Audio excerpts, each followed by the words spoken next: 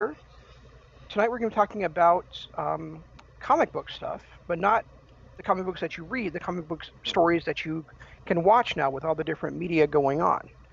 I think most people would probably be in agreement with me, and I think Jeff would probably be the same way that when it comes to the wider universes, Marvel's done a much better job than DC has in the movies. I mean, I haven't hated the DC Extended Universe the way a lot of people have, although I have not seen Shazam or Aquaman yet. But I didn't hate Superman Returns or whatever the hell that was. No, that's Man of Steel. Sorry, I didn't hate Batman versus Superman. I actually thought it was a very good movie.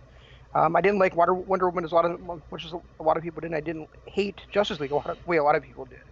Um, and then when it comes to Marvel, of course, they very rarely had a miss.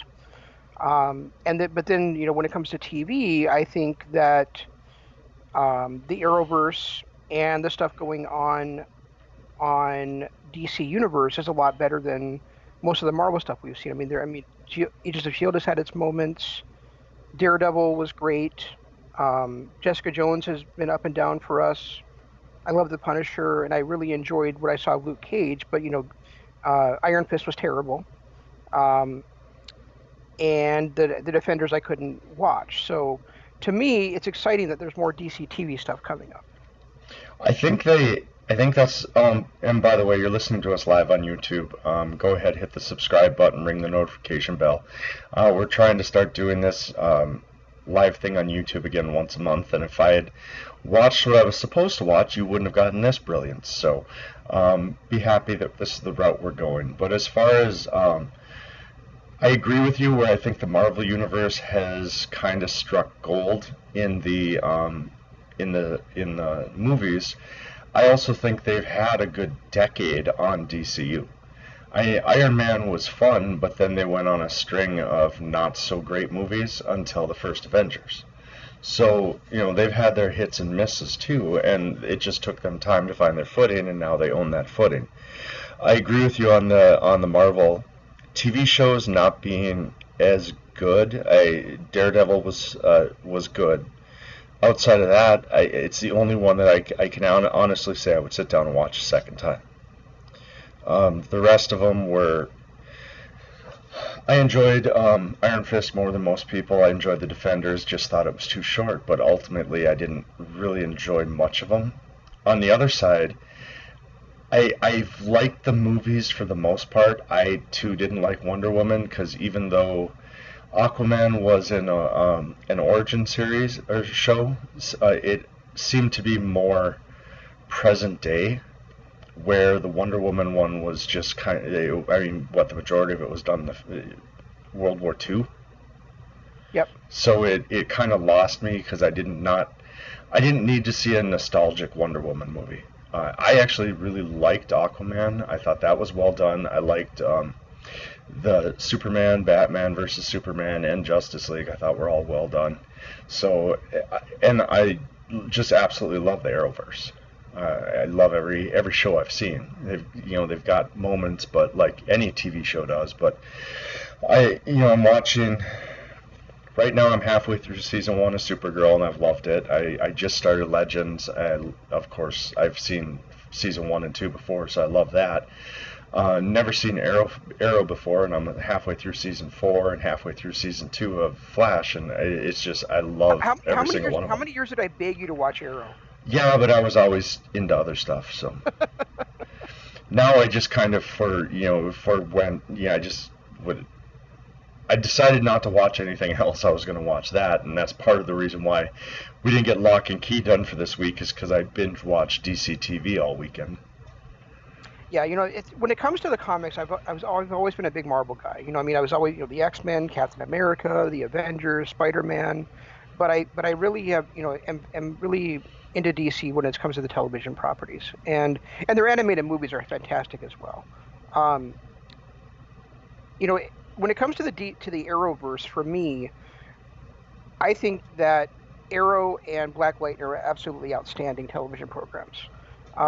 Arrow had a bad season in season 6, but otherwise, those two shows combined have not had a single.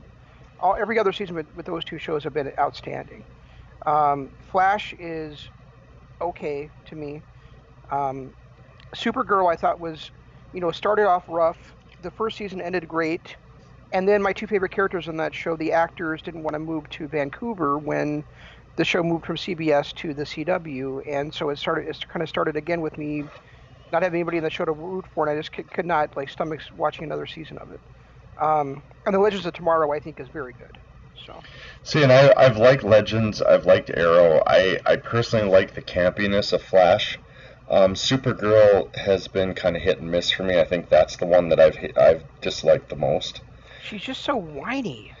Yeah, and not just that. I mean, she's whiny, but the only real appealing characters are not really appealing. Like Maxwell Lord is probably the best character on there, but he's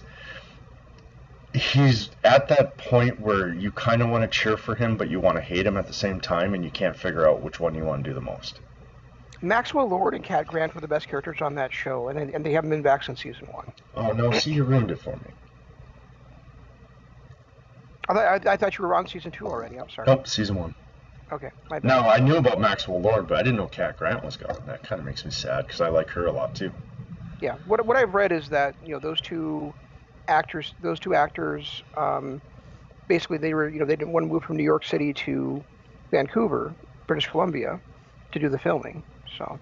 Oh, suck it up! Take your millions of dollars a season and rent a condo in Vancouver. Jesus, oh, it's so annoying. I hate when millionaires get all gripey about little tiny things like that. It is. But yet they'll take 6 months and move to Saudi Arabia so that they can film a movie. Now, you telling me that Flash gets better after season 3 means that I might actually I might go back and watch that. Oh, I have no clue. I don't know if it does or doesn't. Oh, I thought you told me you did. No, I don't know. I haven't seen season 4. Season 2, I kind of, once my kid was born and at the start of season 3, I kind of shut down all TV. So I mean, I still haven't even seen all of season 3 of the originals and stuff like that. So I got a lot of catching up to do. Let's put it that way. Fair enough. So the company that owns DC is Warner Brothers, which kind of explains why they have so many DC shows on the CW, right? And Right. And more on the way.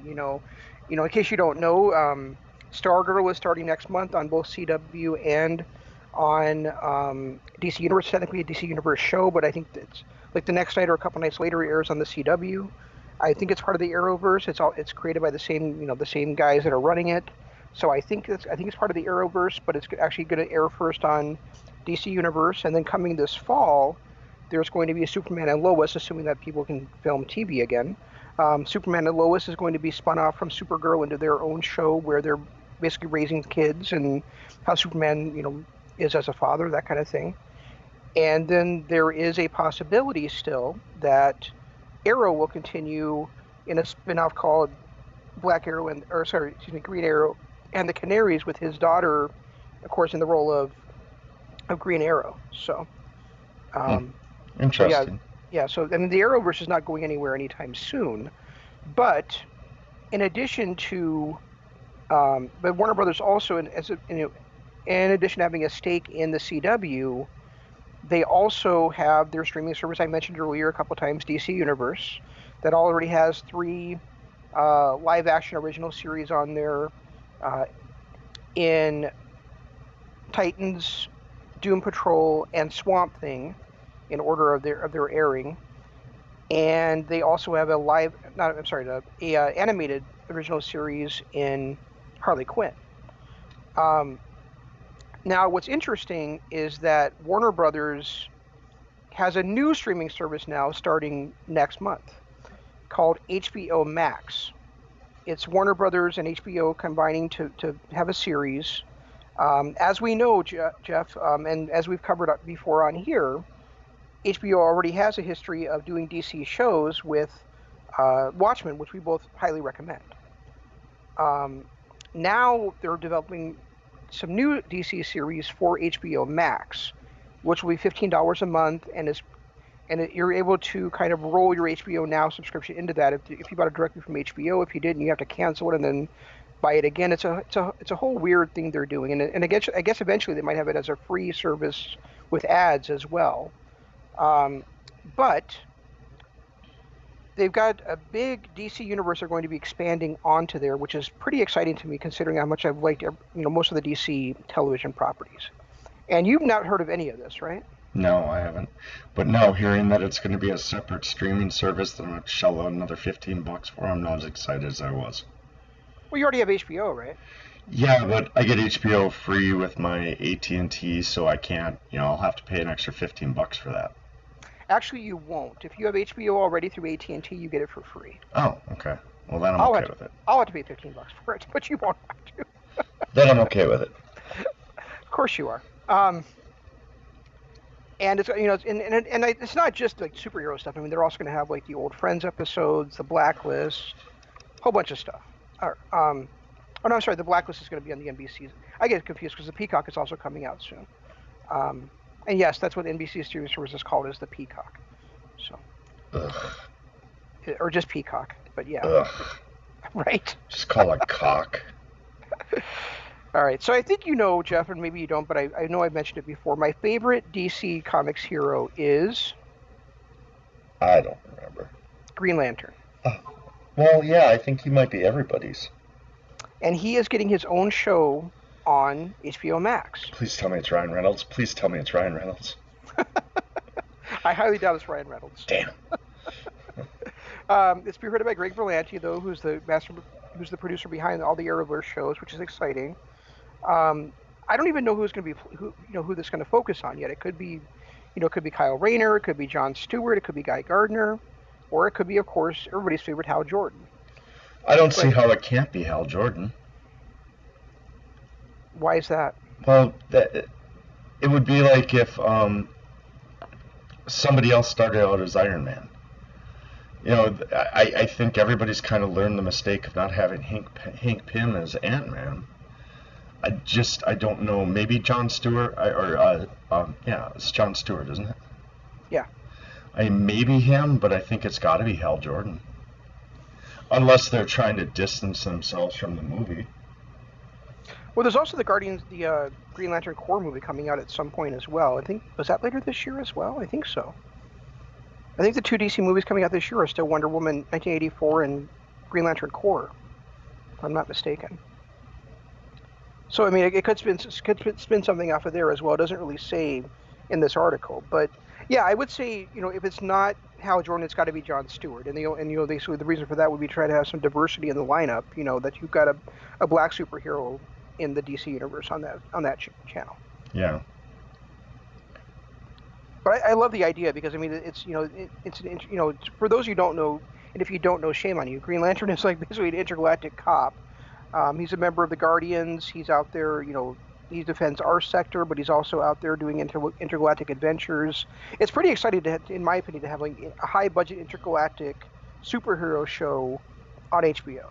And he is probably the most powered of all the superheroes, especially on the DC side. Yeah, I mean, I think probably the only one that's more powerful than him combined is maybe be Spectre. Yeah, probably. A lot of it's like Captain Marvel. I mean, Captain Marvel's probably the most powerful superhero on the Marvel side. Granted, she doesn't really get the kind of love that some of the other guys do, but... Because she's an arrogant bitch. Oh, yeah, but if you had those kind of powers, wouldn't you be? If you could literally do anything you wanted? Probably. And that's kind of where it is with Green Lantern. Green Lantern, there's nothing Green Lantern can't do. Everything anyone else can do, Green Lantern can do, plus he can make stuff out of his special little ring. I never thought about that before, but you're right. I mean, Captain Marvel basically is, Carol Danvers basically is the Hal Jordan of the Marvel universe. Yeah. They were both Air Force pilots. They were both captains in the Air Force. They were both like, arrogant fighter jocks. They both got their powers from, an alien. Carol had her powers granted to her by the Kree, and actually into her body. But Hal Jordan has a ring. But I mean, still, they're both like cosmic level superheroes that started off as Air Force captains. Yeah, and the only thing that Hal can do that Carol can't is make stuff out of a ring. Yes. But you know, that is actually what makes Hal, like, you know, people might be thinking, you just said that Hal Jordan, Green Lantern, is the most powerful character in the DC universe. What about Superman? Well, Hal Jordan can create green kryptonite out of his ring, Yep. and therefore beat Superman pretty fucking easily. And I mean, he flies. Granted, okay, he doesn't have the superhuman strength, but he can create things out of his ring to make him superhuman strength. Yep. He's lifted up buildings with his ring by creating spatulas and things like that. Yeah, yep. It's literally everything Superman can do, so can Green Lantern. Green Lantern can do anything that he has the willpower to do. That's what powers his power is, willpower. Which is pretty much anything. Yep, because he has great will. And right. then that's why you become a Green Lantern, is by being in the vicinity when one dies, it chooses the person around there with the most willpower. So I'm excited for that show. I kind of am too. I really hope they go Hal Jordan. It's kind of my personal favorite because that's the Green Lantern I've always grown up with. Yeah, I would love for it to be Hal Jordan. If it's not, then I hope that Hal and Guy and Kyle kind of fly in and out of there. I'd really like them to show what the interconnectivity of all the lanterns in there. Yeah, because weren't Hal and Jon Stewart at the same time? Yeah, I think John originally took over for Hal, and then when Hal got his ring back, John remained a Green Lantern at the same time. Right. So I mean, they had concurrent storylines, so that's a possibility. Yeah, and then of course, what's going on with the Flash movie coming up, with him having to redo Batman, with him having to recast Superman. It's actually a great time if they could use the Green Lantern series to build up to Blackest Night, to redo the whole universe. They're recasting Superman too? Well, if they're going to have Superman, they're going to have to recast it because they've already announced, and softly, quietly, they've announced that Henry Cavill is no longer going to be playing it. That's their second reboot of Superman since they started the DCU. Starting in since 2009, right? Well, wasn't Brandon Routh's Superman considered part of it? I don't think so. I think they started. I don't think Brandon Routh's Superman or like the Christian Bale Batman are considered part of the DC Extended Universe. Well, I know the Christian Bale Batman isn't, but I thought for some reason that the Brandon Routh Superman was. Which is sad because I think he was a much better Superman than people give him credit for. Oh, absolutely. I think he's actually a better Adam. Blue Adam than he ever was Superman. But I mean, he was great. He wasn't bad as Superman either. Yeah, he does make a really good Ray Palmer. Yeah, I'll give him that. Yeah. Yeah, I saw something earlier that said, ranking the 8 DC Extended Universe movies in order. And I looked at that and I went, 8? Isn't there only 6? So you could be right. Maybe they do. Maybe they're considering that to be. Yeah, I don't know why, but I always thought that was the original kickoff, and then the Christian Bale Batman kind of took it sideways for a little bit. Could be. And then I'd heard that the Green Lantern was supposed to be a part of it as well, but then who knows? Maybe when Man of Steel came out, they jettisoned the other two, kind of like they did with Hulk in the MCU. Well, Hulk, there was a specific reason for. It wasn't owned by Marvel at the time. Yeah, it's a weird deal with Marvel and the Hulk where they can have the Hulk in a movie, but they can't have the title of the movie include the word Hulk in it. And he has to be proven to not be the main character. Which is why that's what I'd heard originally, but when I read something about it last week, all it said was that they can't have the word Hulk in the title of the movie. Because I thought that's why the Planet Hulk movie was on hold. Because they were trying to get a way around having him as the lead character. There's already been a Planet Hulk movie. Not an MCU one. Yeah, it's called Thor Ragnarok. That doesn't count. You're not far off, though. Yeah, so. All right, so anything else you want to say about the Green Lantern one? No, except I'm actually excited. I hope they do it right. I hope it's not I'm really hoping for Hal Jordan, I guess is kind of where I'm going with that. Okay. I think without Hal Jordan it could be, but I can also see them not wanting to distance themselves away from the Ryan Reynolds one, which I actually thought was pretty decent, to be honest with you. It's nowhere near as bad as people say it is. No, I like the portrayal of Sinestro in that. I like the I can't was who are they going with? Was it wasn't Brainiac, was it? No. It wasn't Parallax either, was it? No, I Um, don't believe so. I don't know. I've only seen it once, and it was 10 years ago, man. So I don't know. I thought it was better than people give it credit for. I did too.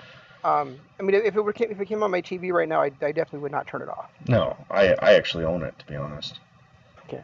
Now the second one. Now the second thing that they're doing is a little confusing to me, considering I'm actually watching the first season of Doom Patrol right now on DC Universe, and Doom Patrol is not leaving DC Universe, but it's also going to air at the same time on HBO Max.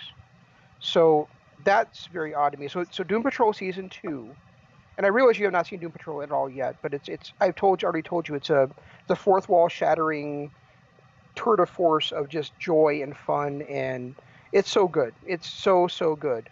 So it's Deadpool. I guess, yeah. I mean, it's Deadpool, but in a team, in a I don't even want to call them a superhero team because they don't consider themselves a superhero team. But in a book, it's Deadpool in an ensemble cast, I suppose. It's Deadpool without mocking Slade Wilson.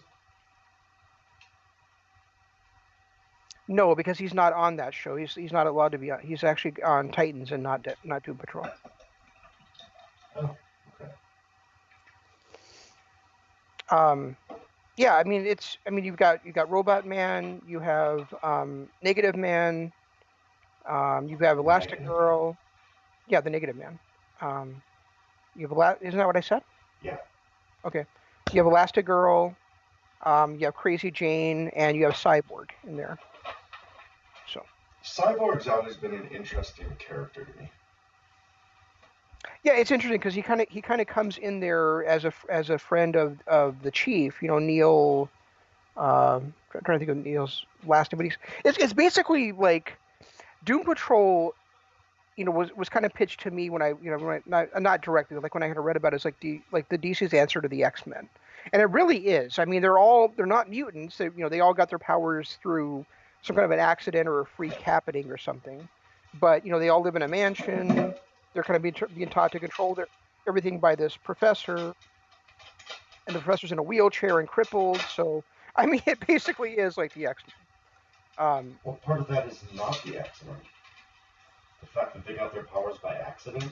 Yeah, that's the only part that is not the X-Men. Instead of being born with them and discovering them at a later age. Exactly. Yep. Otherwise, you just literally explain the X-Men to me. Yeah, and the other thing is that the world does hate and fear them because the area around them, they kind of like the town hates them and wants them gone and all that. So the X-Men. Exactly. but the X-Men as an R-rated fourth wall shattering. I mean, there's not a moment of this show I have not enjoyed. So, and I'm now 9 episodes into it. I keep wanting to log in. So I'm past the cutoff point for Jessica Jones. I keep wanting to log into the DCU, but I'm still trying to get through Arrowverse, so it's kind of it gets a little daunting, especially when I have to go a week and a half without watching anything. Yeah. So like now I'll cram DCU in for the rest of the week and then start preparing for next week's shows. Yeah, I totally get that, and it's going to be interesting, I think, for DC to figure out what shows are we going to put on DC Universe, what are we going to put on, HBO Max, because I mean they're both either one of those shows are those channels are beholden to the FCC. They can do whatever they want basically. Neither one of both of them are paid subscriptions.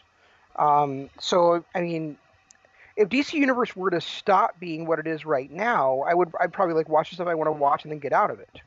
So it's interesting. It'll be interesting to see how they kind of select what goes on each one of those channels to balance it out well. Well, I wonder if it's going to end up being like a GWN.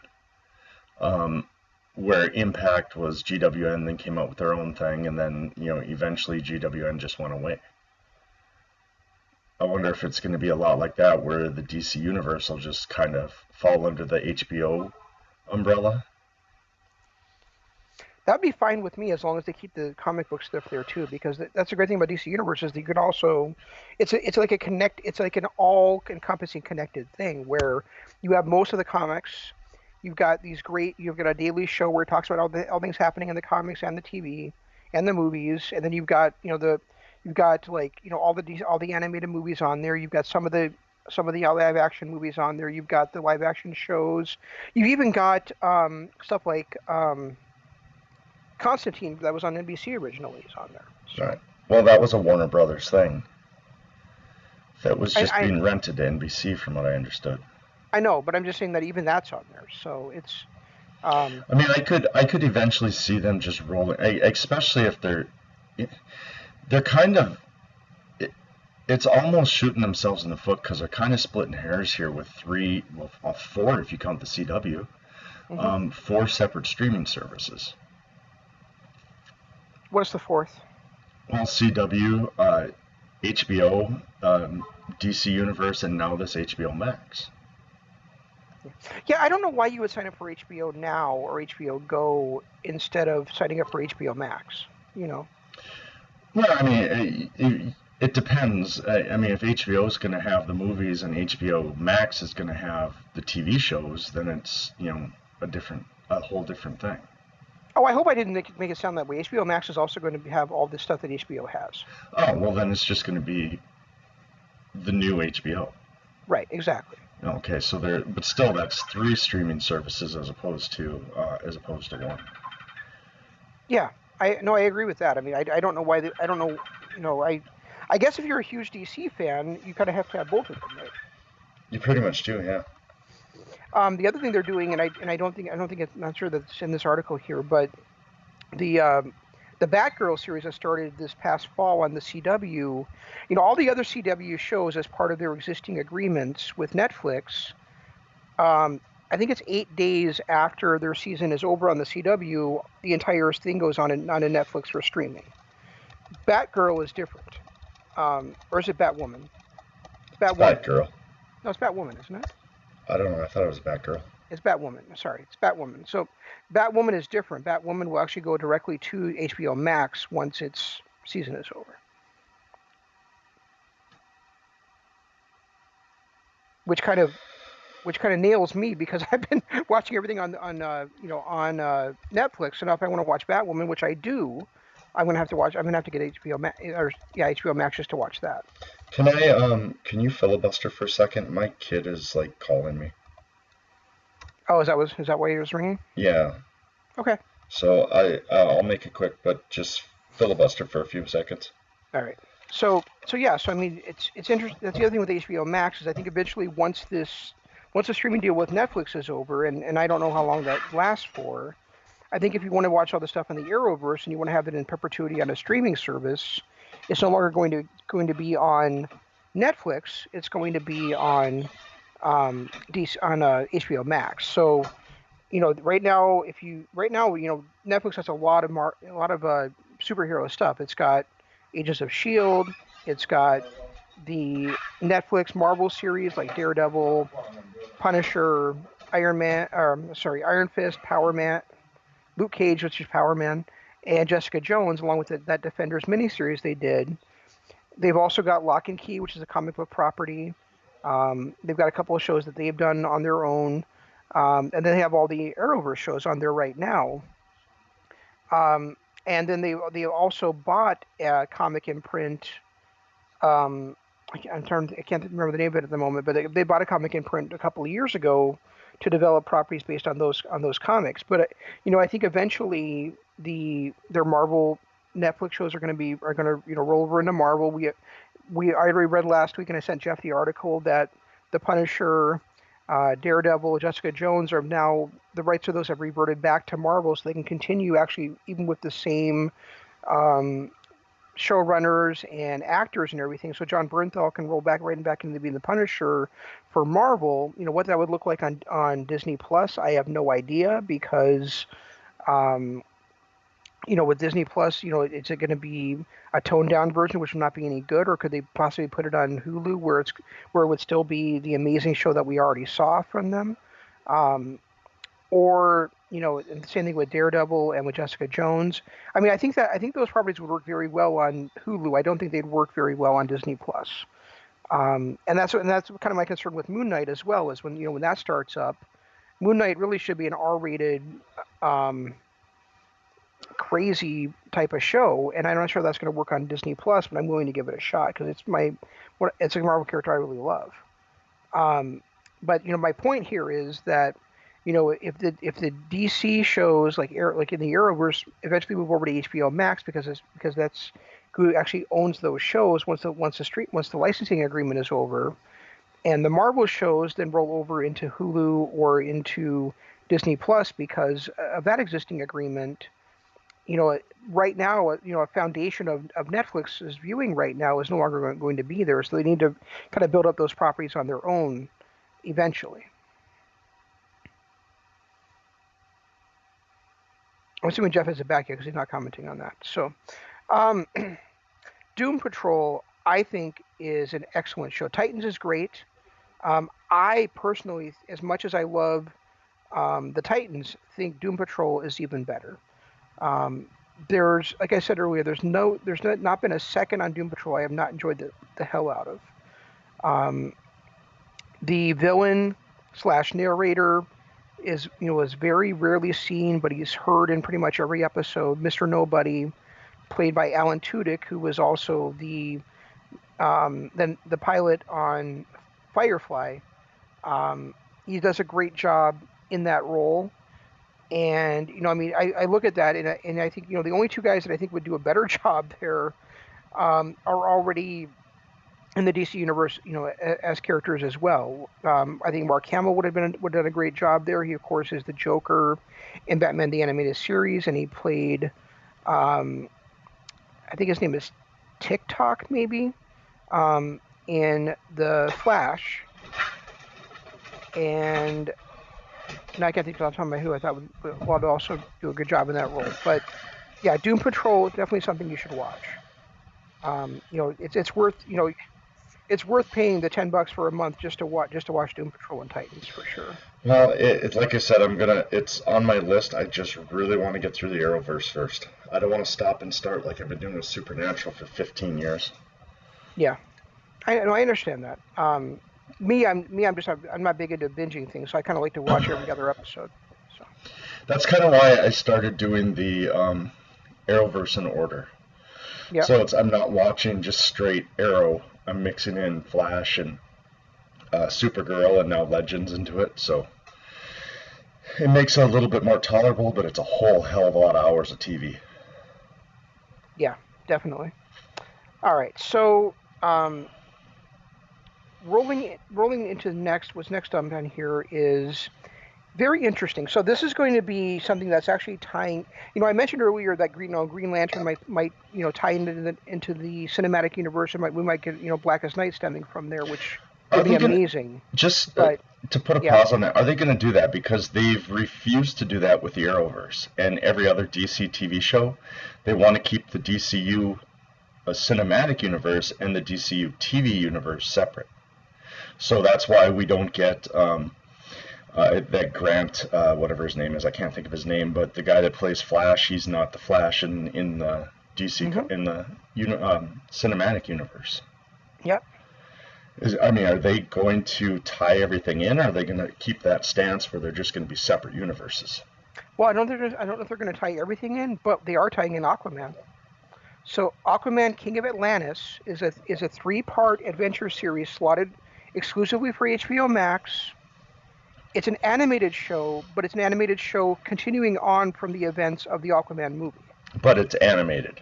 It's animated. Yeah, and that's where the thing comes in, is because I can't imagine mega super ridiculously hot guy doing a TV show. He did already, though. He did?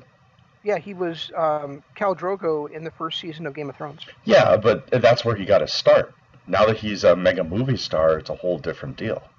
He's also like a star of a Netflix show for the last 5 years too. Of what? Of a Netflix show for the last 5 years. Oh, is he? I guess I didn't Yeah, know that. yeah. Because very. These a lot of actors these days don't care about whether it's on the silver screen or the small screen. What they care about is the story and the money they're going to make from it. Oh, you mean like Will Smith, who will only do movies now? I said a lot of them. I didn't say everybody. Oh, all right. Yeah, Will Smith's kind of a dumbass. So. Yeah, but Will Smith was already a rich dumbass before he became a multi-million-dollar movie star. That's true. But he did a show on Netflix too, didn't he? I don't remember. He did a movie called Bright on Netflix. Right? He did the movie. He did a movie, but not a weekly episodic TV show. Yeah, that's fair. Okay. He's done a couple of different Netflix movies, but nothing that was going to be him filming for 8-10 months at a time. It's he does his 3 to 4 months of filming for his parts, and then he's off to back to his luxurious life.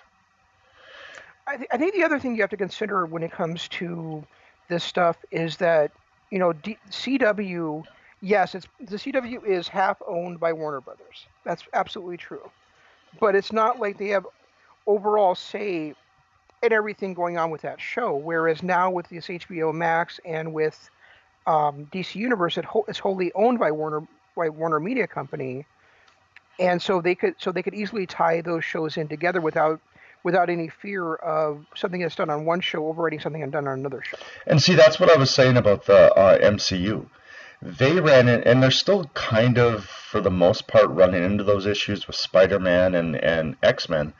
But that was a lot of the reason why they couldn't really take off, and it took them a good 8-9 years before they really took off, was because they didn't own half the characters. Mm-hmm. Especially not the ones that people were interested in seeing.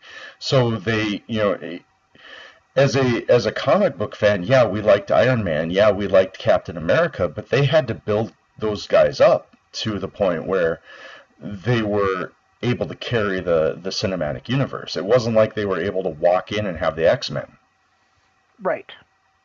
No, that's true. That's true, but yeah, and so that's why I'm saying I think there's a much higher chance of there being crossover movies and shows on HBO Max and DC Universe than there ever was on the CW. I hope that's the case because they, I think they've done such a great job with the TV side and the stuff on CW that it's really hard to look at somebody other than that Grant Gustin or whatever his name is.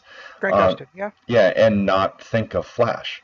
Like when I see somebody else play Flash, I'm like, no, that's not Barry Allen. I'm not a big fan of the Flash that they did choose to play in the movies, but yeah, I mean, I wish they would have brought Grant Gustin in, but I mean, they just weren't going to do that. No, because he's under contract to not to Warner Brothers, to CW. Right, exactly. So and that's kind of the same thing we're getting with the dude that plays Spider-Man, Tom Holland. Mm-hmm. Is that he's under contract to Fox, he's not under contract to MCU, so they're having issues with having standalone movies and bringing him in. Sony. Yeah, Sony. Fox owned X-Men, right? Right.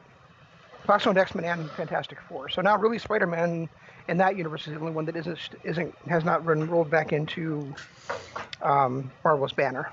I hate to say it, but they need to reboot Fantastic Four. But even with that, speaking of that kind of thing, get down, Khaleesi. Get down. And if they reboot it, I want Chris Evans back as Johnny Torch. Well, we'll talk about that in just a sec. But but I've actually read rumors that Charlie Cox is going to be renewing his role as Daredevil in the next Spider-Man movie. I don't know that I like that. Why? He's Daredevil in the Netflix show. Was he the Daredevil that was in the last Spider-Man movie? Was there a Daredevil in the last Spider-Man movie? I thought he showed up at the end. I didn't see that. I haven't seen Spider-Man: Homecoming yet. So all right, far from home yet. So I'm. I thought he made an appearance, kind of like Iron Man did at the end of Hulk. Okay, I'll have to take a look at that. Maybe he did. I could have been really drunk at the time, so it's a possibility that I was seeing things. But As far as Fantastic Four, there's no chance of Chris Evans reprising his role as Johnny Storm. Oh, come on, that would have been amazing. But I've read that John Krasinski is going to be has already been tapped as the role as Mr. Fantastic, which is amazing casting. Yeah. Yeah, although I really like the guy when they did the reboot. The guy that played Mr. Fantastic, I really liked. The guy that was in Hunger Games. I did not see Fantastic Four or whatever how that movie was called. When they tried to reboot it.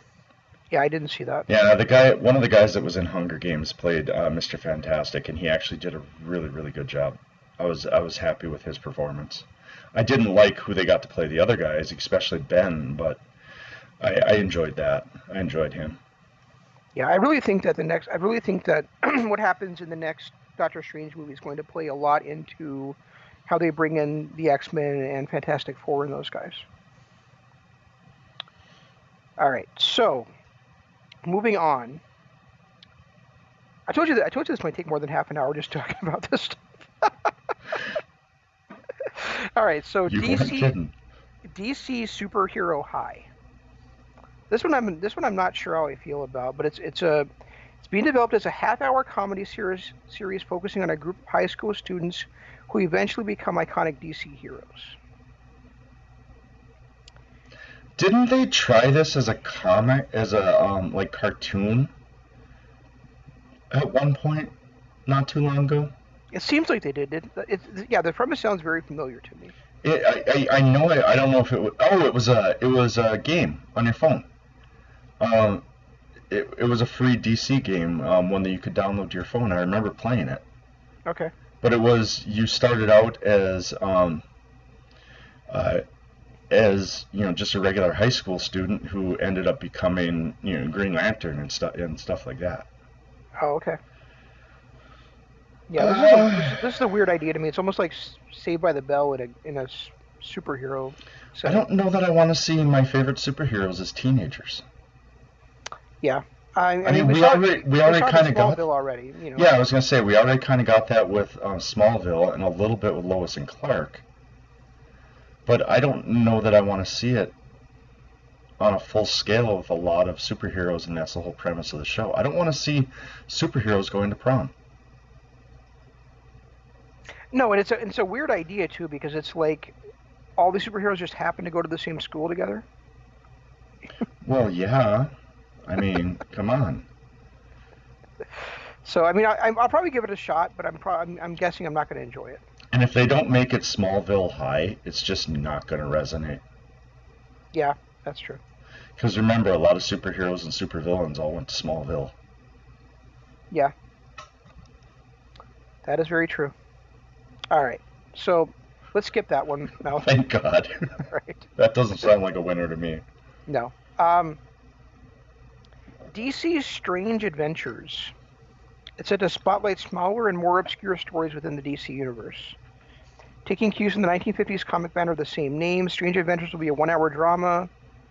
Very little is known about it. It kind of sounds like it might be like an Amazing Stories or a Twilight Zone type show, but set in the DC universe. I could see that because they could do like little tiny mini series of it where they have 2 or 3 episodes devoted to the Watchmen, then maybe another episode or 2, and it brings out another, like maybe we get an episode or 2 on John Jones, maybe we get a couple episodes on some of the other superheroes that were.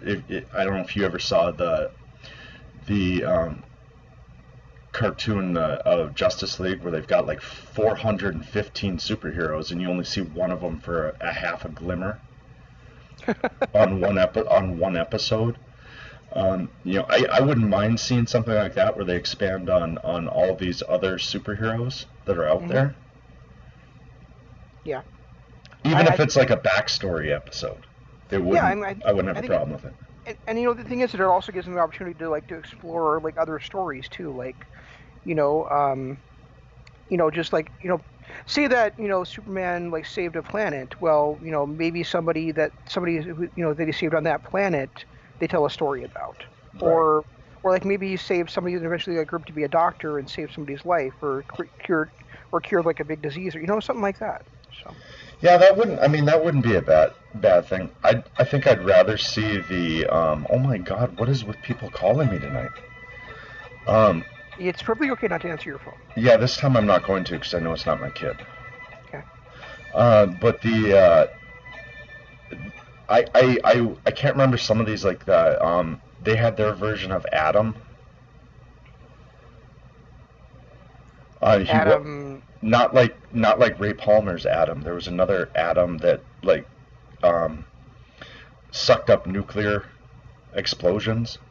Okay. I wouldn't mind seeing like a full episode on him just to see, either how he's doing or, a story involving him or even a backstory. Yeah. Wouldn't be a bad deal.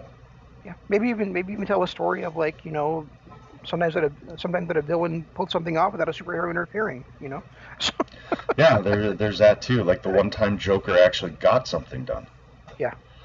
Um, and it would be nice too because if you get a hero that comes off being beloved, they could do a whole series on that, and then you might be starting to develop some new characters that could go into a Justice League movie, where kind of what MCU had to do in the beginning. Yeah. I think it's a really cool idea for a show, honestly. So, all right. So a couple more to go. So, this one is called DMZ, which is short for Demilitarized Zone. Is expected to be a dystopian drama set in the future during yet another American Civil War. Now, interestingly, Rosario Dawson, who was in every episode, or not every episode, but it was in every series of the Marvel Netflix set of series, has been cast in the lead role here as a medic. Was she in Jessica Jones too? She was. Who's searching for her missing, or maybe she wasn't in Jessica Jones. No, she was. Yeah, she was in the first season of Jessica Jones. Okay.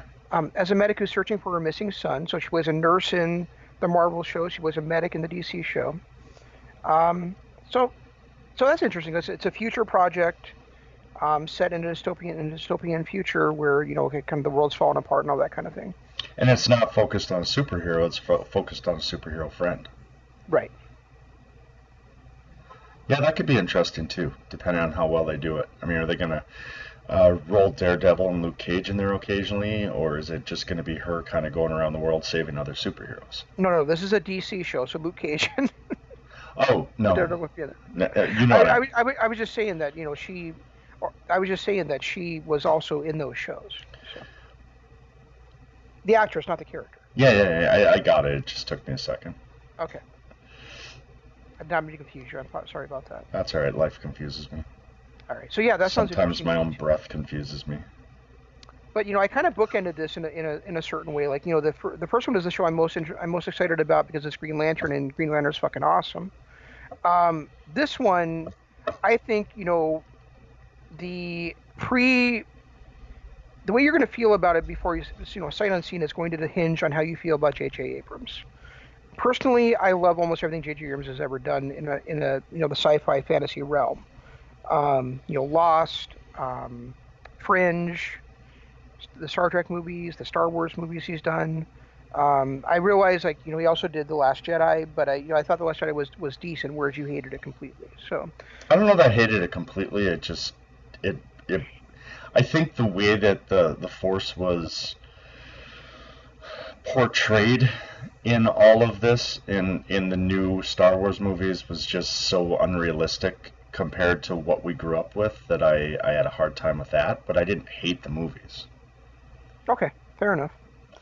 So J.J. Abrams has signed a 3-project deal with HBO Max. Interesting. One of the projects is called The Overlook, and it's going to be based on the hotel from The Shining and tell stories about guests that have stayed at the hotel in The Shining, which is a great idea for a show. The second one is called Duster, which is an original series from him I don't know much about. But the third one is what we're concerned about tonight, and that is called Justice League Dark. So, we're going to see Justice League Dark take place on television finally after years of development as a movie. We're going to get to see a new version of Constantine. We're going to see Zatanna. Are we going to get Bizarro Superman? maybe Bizarro. We're gonna see Detective Chimp. I'm actually more like Constantine is kind of a interesting character because he's always been a superhero slash villain. Yeah, Whereas Zatanna, I mean, she's a pure-blooded villain. yeah, So that's going to be interesting. And Bizarro Superman, he just doesn't know what he is. right, So that'll be interesting to see them pull that off. right. So I mean, and of course, you have people like Deadman. Swamp Thing could join there, and that's the other thing is if Swamp Thing does join, is it the same Swamp Thing from the DC universe? So, but then basically what we've got here is, I told my wife about it. She's like, what's Justice League Dark? And I explained it to her, and she's like, oh, so it's like the superheroes nobody knows about. I was like, yeah, kind of, but it's also the superheroes that it's also like where they're facing up against mystical creatures and monsters, not against supervillains. Yeah, and I mean, they weren't. I don't. Do all of them classify as superheroes, though? No, I guess not. But I I mean, mean, they're characters that are not very well known. I mean, they're kind of. I mean, they're not like Suicide Squad, but they're not. I don't know that I would necessarily call any of them superheroes. Correct. Maybe Constantine, but that would have been about the only one. And even that's kind of touch and go. Yeah, you're right. It's not really a team of heroes. It's more like they fight the more evil forces of darkness. By whatever means necessary. Indeed. So, I think that's a really cool idea for a series. I think I'm I going to do, really enjoy that. I do too, because it's nice not to see my only real negative about the DC as opposed to the MCU is that the DC is always, up until Batman, and especially the Christian Bale Batman, the DCU was really happy-go-lucky. It was more campy and flashy than the Marvel universe. I think Batman, the Christian Bale Batman, kind of changed that a little bit. Yep. But so, and I mean, it's gotten A lot. better. She's changed it a lot. Well, it's gotten better, but even still, the Man of Steel was a little more campy than I would have thought. You thought so? Because I mean, that's the big knock on Man of Steel for people that were Superman and DC fans was, Superman doesn't kill. He's not going to throw people through all those kind of buildings and kill all those Are you people. kidding me? He's not going to kill Zod. He's done that since Christopher Reeves. That's the one thing about the DCU that's really always bothered me is that they're always talking about how they never kill, they never kill, they never kill. Really, all the collateral damage, like especially Batman, with buildings blowing up and his car running through buildings and things like that, Superman throwing Zod through buildings. Yep. There was collateral. It's not like those floors were magically empty as Zod's flying through them because Superman punched him in the face. Yeah, the big difference between those movies and what happened at the end of Man of Steel and into Superman versus Batman and or Batman vs Superman, I guess I should say, and Justice League is that they actually accounted for that. They actually took that into account, and they made it a big deal that those people died. Yeah, the Batman versus Superman did, because that was Bruce Wayne's whole reasoning for wanting to fight Superman. Right. But up until that, there really was never any mention of that. And I think, I mean, even in the Batman movies that Christian Bale did, they really never talked about all the collateral damage. And that was the one thing that bothered me about, well, there's no killing in DCU. Really? Yeah, that's true. It's constant in DCU. It's just they're not killing the supervillain like they do in the MCU. The MCU has no problem taking out a supervillain, where the DCU just throws them in jail. But there's so much more collateral issues with the DCU than there is in the MCU. Yeah, well, I think that's been the biggest problem with the Marvel movies that they're not afraid to kill the villain. Which is great and all, but how do you get 4 movies with Joker as the protagonist then? Exactly. That's what I mean. Is if you kill Thanos, you kill You kill the Annihilation or the Abomination. You kill Red Skull. It's like, well, then they can't come back and they can't be recurring, villains. And how bad were they really, or how tough were they really if you could kill them within 2 hours? The only villain I felt like the MCU has gotten right was Thanos, because they built Thanos up over what, 8 or 9 movies. You Yeah, know, you're right. I should not include Thanos in there. You're right. Thanos was done very, very well. but he was the only one, and then ultimately they ended up killing him not once but twice. In the final movie, they killed him twice. But ultimately, it's every single villain ends up dying, so you can't really get that. It's what makes these guys so super. It's one thing about Batman. If he hadn't had Joker, would Batman have been such a great superhero if he wasn't constantly proving himself against an ever-evolving Joker? Or Very the true. same thing with Superman and Lex Luthor. I don't know that those superheroes would have ever reached their iconic heights had they not had that Lex Luthor or Joker constantly at their feet. Where MCU takes even the best villains like the Mandarin and killed them off in the first scene. They didn't even really do the Mandarin. No, I mean he And, was. and look how easily they killed Surtur too. You Yep. know. Yeah, I mean they really were just like, and taking some of these smaller ancillary characters that they could have built, like Crossbones was another one. Hmm. We could have gotten a good 3-4 movies out of Crossbones. Absolutely. We got the opening scene of Civil War. And that was it. You know what's sad that we never got in the Captain America movie? What's that? What's sad that we never got in a Captain America movie? We never got the Serpent Society. Well, they kind of alluded it to it in the first one with Red Skull, but they never really went. But then again, too, it's the same thing with the Iron Man. We never really got the Mandarin, and that Yeah. was that was Iron Man's biggest rival in the comics. Right. And we got a blurb. He shot up Tony's house, and then he was done. Interestingly, it sounds like we're going to get the actual Mandarin in the Shang-Chi movie. I don't have a problem with that then. Yeah, we're gonna get him, and it sounds like they might be rebooting Iron Fist in the Shang-Chi movie as well. Jesus Christ, even Ultron. We didn't even get a full movie out of Ultron. We got 45 minutes of them making Ultron, and then all of a sudden he went rogue and became a badass? Okay, let's not even talk about Ultron, because you know how I feel about the fact that they made Ultron a Tony Stark creation and not a Hank Pym creation. Yeah, I mean, there's that, but even Ultron they didn't do justice to it. So, basically what I'm saying, guys, is I think DCU gets a little bit of a hard spanking because they are perceived as doing something that in reality they're actually doing better than MCU. If it wasn't for the death of Heath Ledger, Well, I don't know.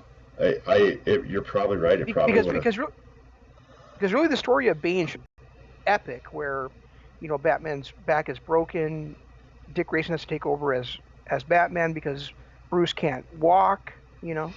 I hate to say it, but I think they even did a better job of telling the Bane story in the Gotham series. And granted, he only got 5 or 6 episodes, but I felt like they did a much better job of telling his story there. Gotham didn't do anything well at all, ever. Oh, I loved Gotham. I know you did. Even though that final season, especially the second half of the final season, was a little rough, I actually loved Gotham.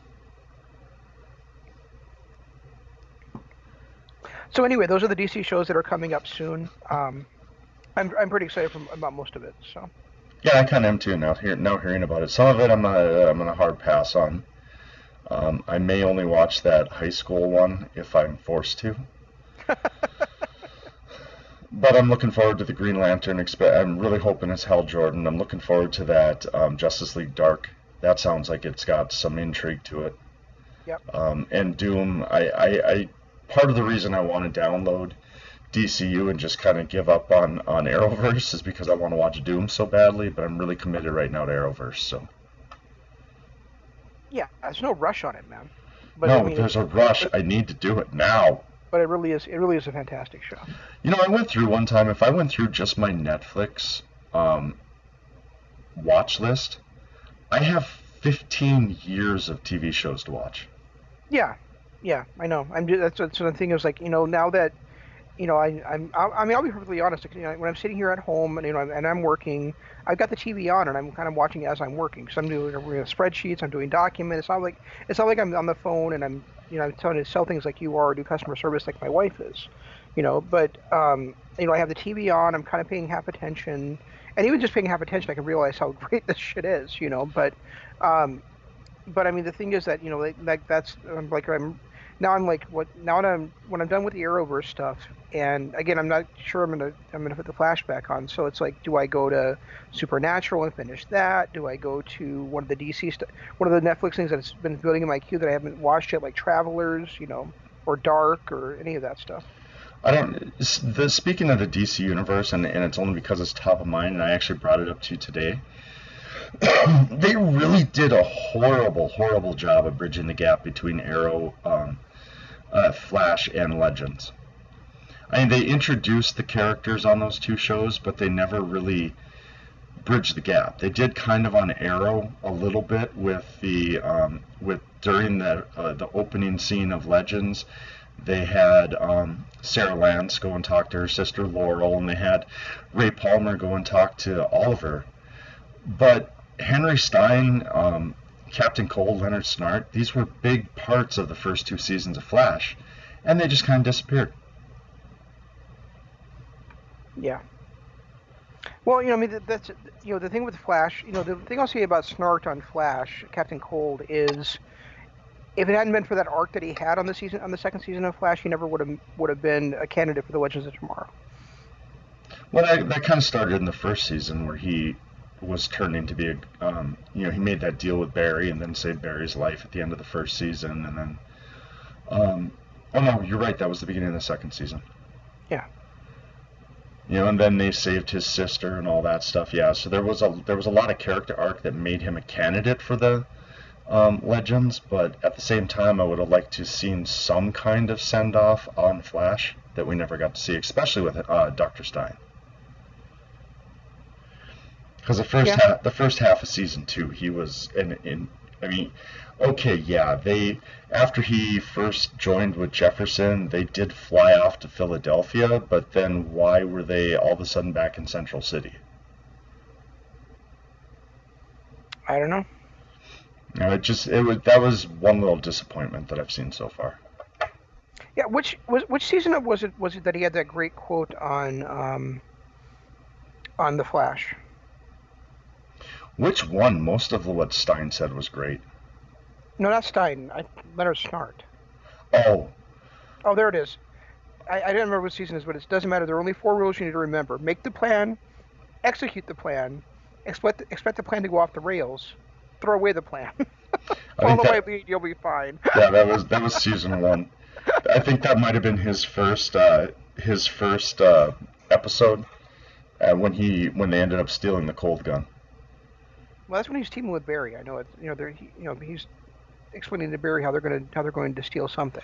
Actually, now that I think about it, I think that was in Legends during one of their crossover events when they went back because they had to steal something from Central City. Okay, maybe it was. I think that was a Legends line. Now that I'm thinking about it. Okay. But all right, well, I got nothing more on these. No, I'm very excited for them, and I'm glad that I was able to kind of like reveal them to you here. So. It'll be interesting to see if I pony up another $15 for another streaming service. Yeah, but you're not going to have to. Hopefully.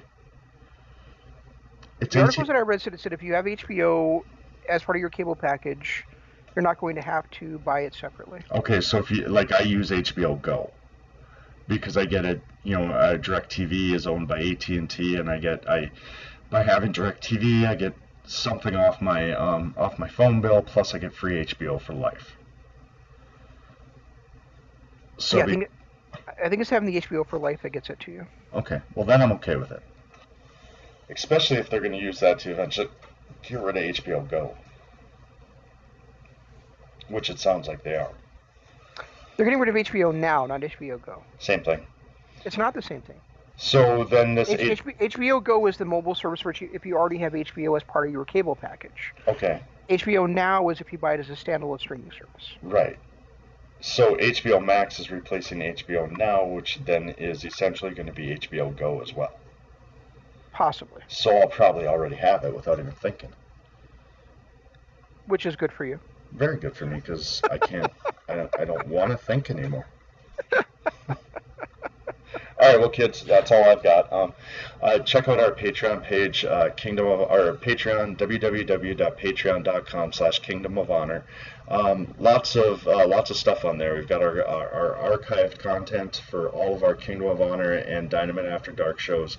We also do these exclusive things for Kingdom of Honor and also for YouTube, and you can find the audio versions of that on patreon.com/Kingdom of Honor. You donate a little bit to us, help us keep this stuff going, and you get all kinds of content that is just begging for you to listen to.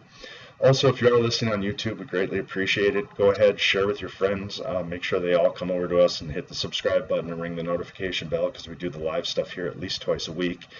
And of course, our Twitter. I'm at Rigi Co-op. He is at ZanmanLOP. And you can use hashtag KOH and the hashtag DAD for everything we do.